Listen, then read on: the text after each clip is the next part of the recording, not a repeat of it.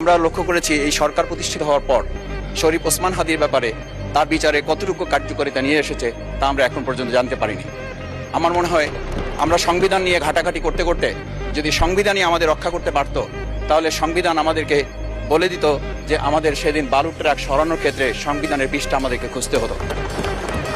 সংবিধান যদি আমাদেরকে রক্ষা করতে পারত, তাহলে ৭২-এর সংবিধানের আলোকে আজকে আমাদের এখানে থাকার কথা না। আমি শফিকুল ইসলাম মাসুদ, আমার এখন জেলখানায় থাকার কথা।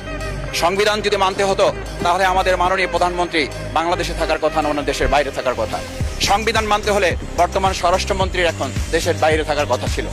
সংবিধান মানতে হলে যে বাচ্চাদেরকে আজকে এখানে শিক্ষা দেওয়া হচ্ছে, দীক্ষা দেওয়া হচ্ছে, কিংবা তাদেরকে কোনো কোনো ক্ষেত্রে জাসদের সাথে তুলনা করা হচ্ছে, সেই বাচ্চাদের নিয়েই আমরা এই সরকার দলের লোকদেরকে, সরকার দলের সম্মানিত নেতৃবৃন্দকে আমরা চোখের পানিও ফেলতে দেখেছি। আবার কাউকে কাউকে কথা বলতেও শুনেছি যে এই সমস্ত বাচ্চাদের, আমরা তাদের শিক্ষার্থীদের আন্দোলনের সাথে আমাদের কোনো সম্পর্ক ছিল না। 14 দল মিটিং করে বলেছিল এই জামাত শিবিরে হচ্ছে সবচেয়ে বড় সমস্যা, তাদেরকে নিষিদ্ধ করলে এই আন্দোলন থেমে যাবে। আজ একটা কথা পরিষ্কার বলতে চাই, এই গণবিপ্লব নিয়ে আমাদের মাথা ব্যথার মূল কারণ হচ্ছে এখানেই শেখ হাসিনা আমাদেরকে যথার্থ টার্গেটটা করেছিল। সেই টার্গেটের মূল লক্ষ্য ছিলাম আমরা। আমাদেরকে বলা হয়েছিল একটা গুলি করলে একটা সরে বাকিগুলো লড়ে না, সেই লড়ে না লোকগুলো ছিলাম আমরা, মাননীয় স্পিকার। যার কারণে আমাদেরকে তারা ভয় পায়। আবার যদি গণভোট, জুলাই সনদ নিয়ে এই জাতির সাথে প্রতারণা করা হয়, তাহলে মূল্য দিতে হবে শুধু নয়, আবার আমাদেরকে 17 বছরের সেই জেল জুলুম, নিপীড়ন, গুম খুনের জায়গায় আমাদেরকে ফিরে যেতে হবে।